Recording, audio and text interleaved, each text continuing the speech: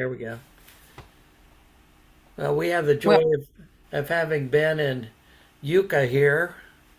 They're going to be here till the 23rd. So that's going to be quite a trip. We're having a little open house for them this afternoon, and they'll be here at the house a couple more days. Then they're going to visit his mother for a few days and go to Ohio to visit the Ohio relatives, which is where his mother and I both grew up. So um, they'll be heading over there for a couple days and then back here midweek, the last week, and fly out at 7 in the morning to head back to Japan, fly to Chicago, and then it's a 14-hour flight mm, from. I guess they're going to Dallas. They're going to Dallas first, and then from Dallas to Tokyo is 14 hours because of the headwinds across the Pacific.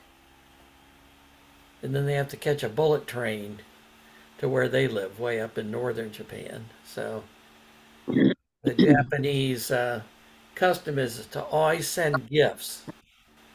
So I received many gifts from, I have a new baseball hat that says I'm part of the Hachinoi Fire Department ice hockey team.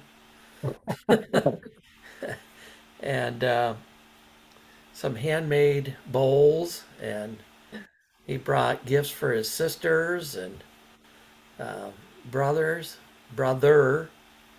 So we're gathering exciting gifts to send back, like Orville Redenbacher's Indiana popcorn, because his mother-in-law loves popcorn. So that's one of the things we'll send back.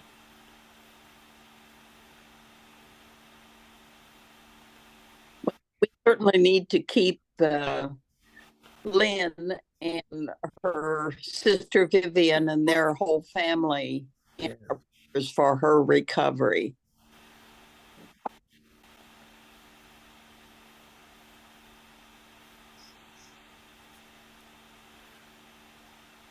Dave, do you know where Sylvia and Dan are? Are they Uh, traveling or?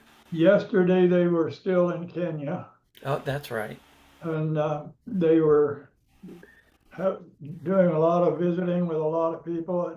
Very, very packed trip, it seemed to me, that what they're trying to accomplish in several days. They did get a safari in, um, a lot of sightseeing, paying attention to the animals and the wildlife. They showed a packed city of cars and trucks and cows and everything in the two-lane street going in all different directions. Uh, no reason to paint any lines in it. So they were sounded like they were all having a wonderful time and meeting, renewing conversations with a lot of people from the current and the past. Great.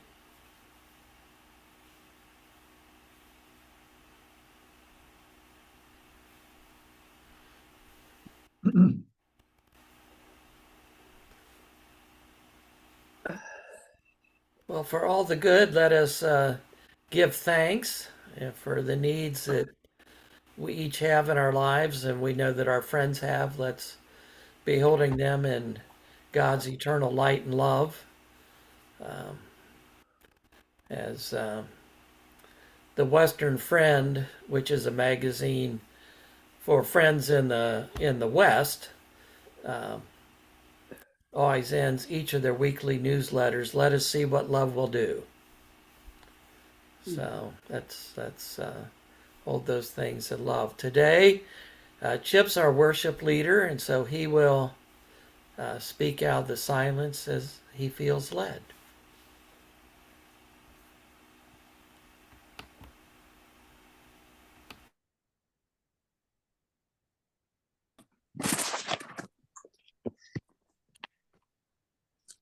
Well, I messaged Lynn, and she wasn't going to be able to be here today to play the music. And I said, well, that's not a problem.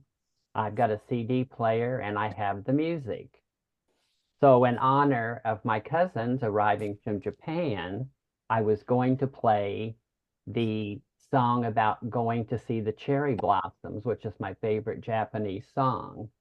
And we did a test run, and you can't hear it. I mean, it's all crackly, and so it's a no music Sunday, and I'll control myself and not sing. So before I start my message this morning, I found something I would like to share with you. As most of you know, I bought a new computer about a year ago. My friend Troy talked me into buying an Apple computer and assured me that I would have no troubles. Well, I had nothing but troubles from day one. I must say I have learned how to use my Apple computer, so I don't seem to have as many troubles now. I ran across this joke. Nothing like starting a message with a joke. The oldest computer was owned by Adam and Eve. It was an Apple, very limited memory. Just one byte and everything crashed. Moving on. In my message today, I make several references to Broadway shows and a movie. For those of you that may not be familiar with these things, I will explain.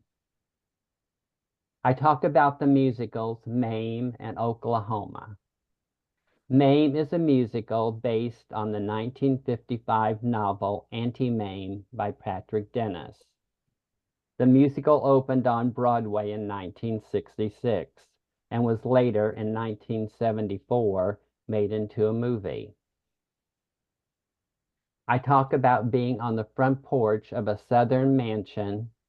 There was a problem with the set, and I quote a line from the movie Gone with the Wind. It is a line used by Aunt Pittypat when they are fleeing Atlanta because the Union Army has arrived. Oklahoma is a musical that opened on Broadway in 1943. The story is based on a play called Green Grows the Lilacs by Lynn Riggs.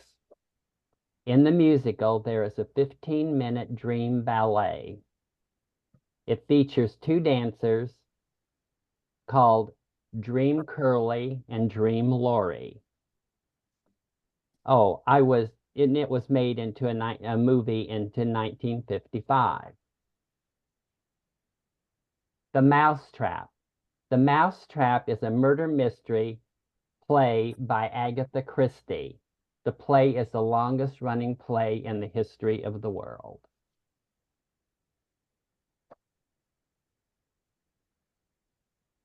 Have you ever did something or said something and immediately thought, I wish I hadn't said that. I think I hurt their feelings. Or why did I buy that? I have no place to put it. But it's too late because it is done. I play a card game called Solitaire on my computer, and several times I've come to the point in the game where I have a choice between two of the same cards that I can move. I pick one and find after a few moves I've lost the game. If that happens only a few moves, I go back hitting undo until I get to the point again where I can move the same two cards. I pick the other one and move it. Most of the time I still lose the game, but there have been times when that one change in the card enables me to win. I was thinking, what if you could do the same in real life? Once you realize that you've made a mistake, you could have a do-over and move on. Wouldn't it be nice to unsend that hateful email you sent? Wouldn't it be nice to take back the words you said in anger, or to not fall back asleep after you've turned the alarm clock off? Or maybe you judged someone and you didn't know the whole story. Well, we can't. My message today is going to be about what I have learned from my time in theater and how I think it might be good advice for you. There's a pretty famous quote that says, "Life is not a dress rehearsal." Dress rehearsal is a theatrical term and refers to where everyone has their costumes and makeup on, all the crew is there. That includes the tech people, the costumer, the property mistress, the director, producer, and if it's a musical, you have an orchestra and the orchestra conductor along with the choreographer. When I was producing shows, I always made sure we had an audience. We would invite groups of people that normally would not be able to attend or pay for a regular performance. A dress rehearsal is done to check timing, sound, light cues, and to look for any errors before opening night. And you may be able to make changes at the last minute. Our lives are not a dress rehearsal. Our lives are more like we are streaming a live production. If mistakes are made, we can't call out, "Line, please," and no one is going to yell, "Cut," and reshoot the scene. You just have to keep going. Let me tell you about a couple of dress rehearsals that I was in that didn't go quite as planned. I will start with the musical Mame. We were at the part where Mame goes south to meet her fiance's mother, Mrs. Burnside. I was standing on the front porch of her home, and someone hit one of the beams on the porch. Now, it looked like a stone pillar, but of course it wasn't. It fell over with a crash. I leaned over to the person next to me and said, "Yankees in Atlanta, how did they ever get in?" The show went on, and we worked around the fallen pillar. And there was a time I was dancing in the show Oklahoma. We were in the dream number, and when Dream Curly and Dream Lori were dancing together. I'm really not sure what happened, but Dream Curly danced into the orchestra pit. Dream Lori danced into the wings, and the show went on. Now think about this. In this production of your life, you do not have a director, you do not have a script, and you have to be in charge of your own soundtrack. Now, in your life story, you are the star.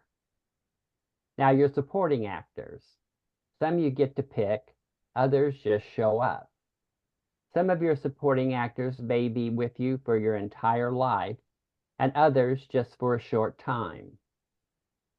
And then you have the with people.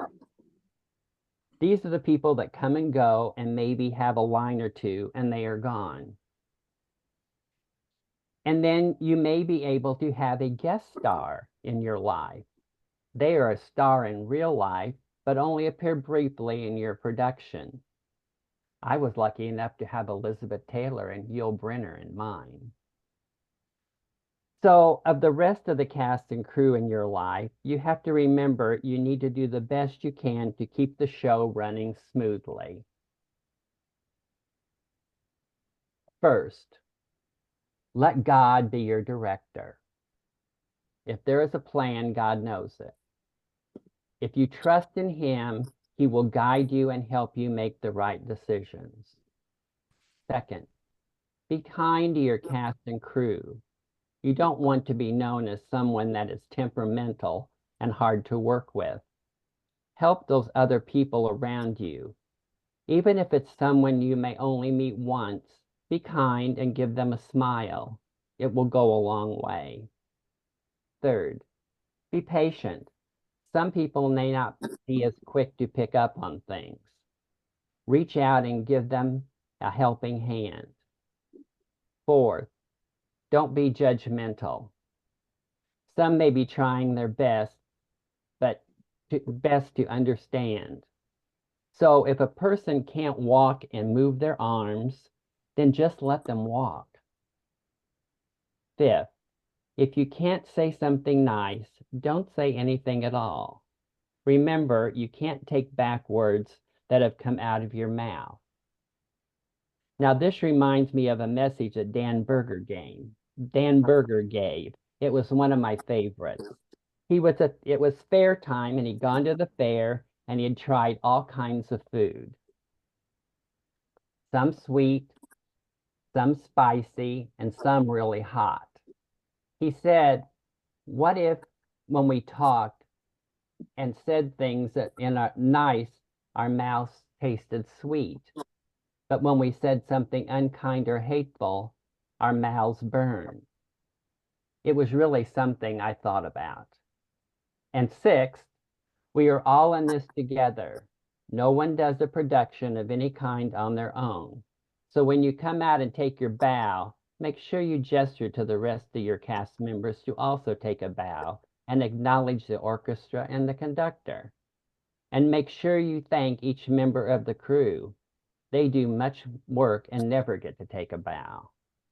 If you follow these guidelines, like let go and let God, be kind, be patient, don't be judgmental, only say nice things, and remember, we are all in the same production. Remember those lines, and your run may be longer than the mousetrap. As we get ready to go into quiet time, I would like for you to think about a couple of things. One, how we live our lives is going to determine if our life story is going to be a comedy, a drama, or a tragedy.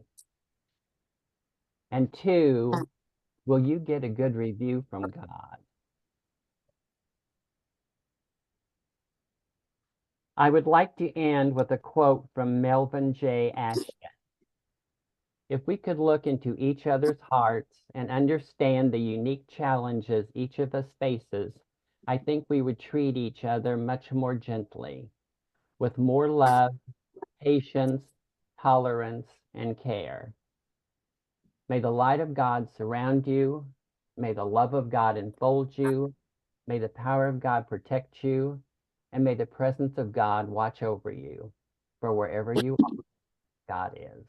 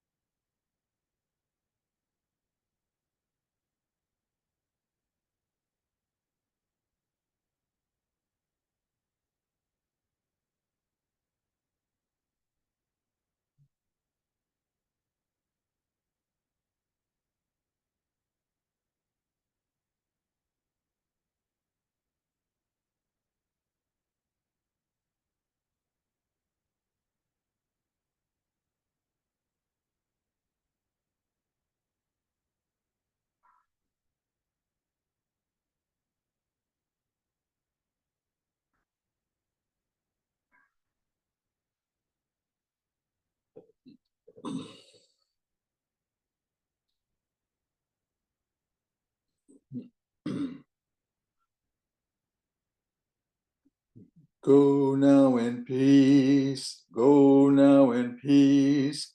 May the spirit of love surround you everywhere, everywhere you may go.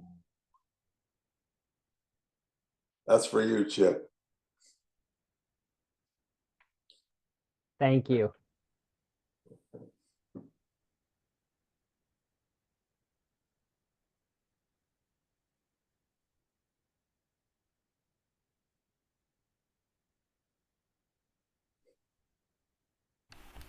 I think that's a good transition into switching from programmed and when folks need to leave to extended unprogrammed worship for those who can stay for that.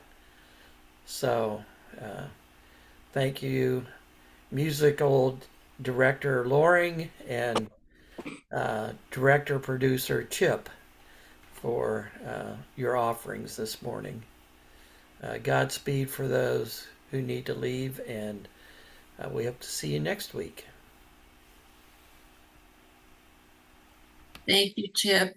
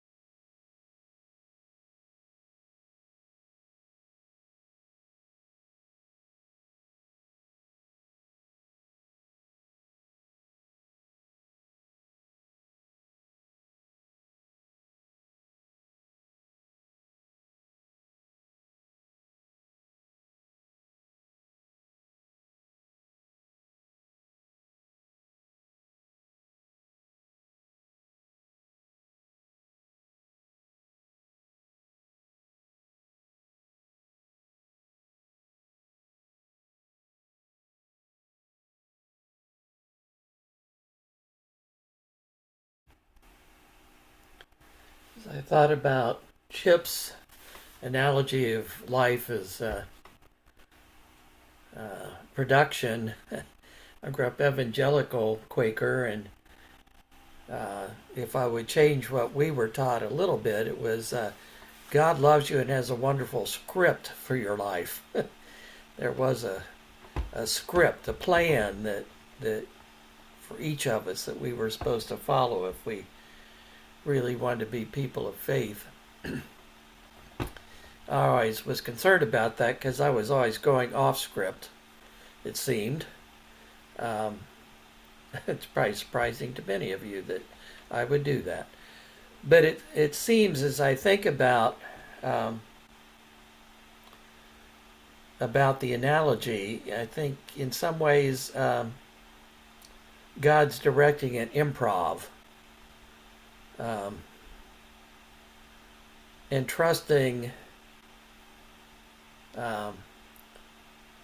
us to do our parts as best we can without scripting per se.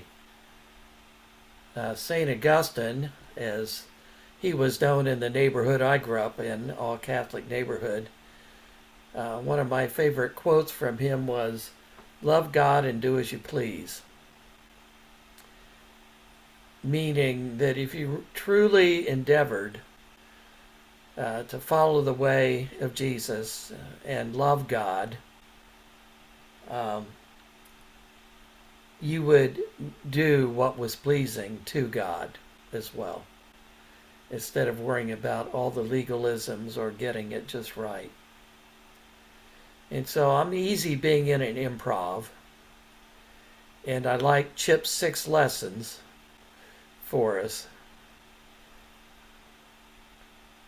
So thank you, Chip, for that, and I feel good about being in an improv for a change, as opposed to going off script.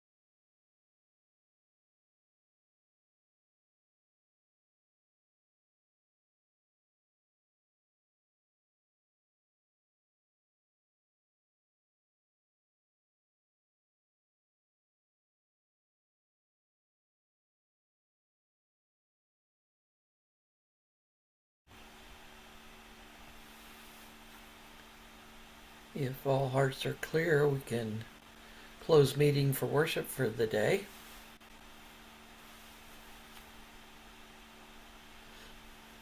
Mine's clear. Thank you, Chip. Thank you. Thanks. Well, it's good to see everybody. Chip, could you send me your 6 points via email so I can put them in the YouTube description? I can. Thank you.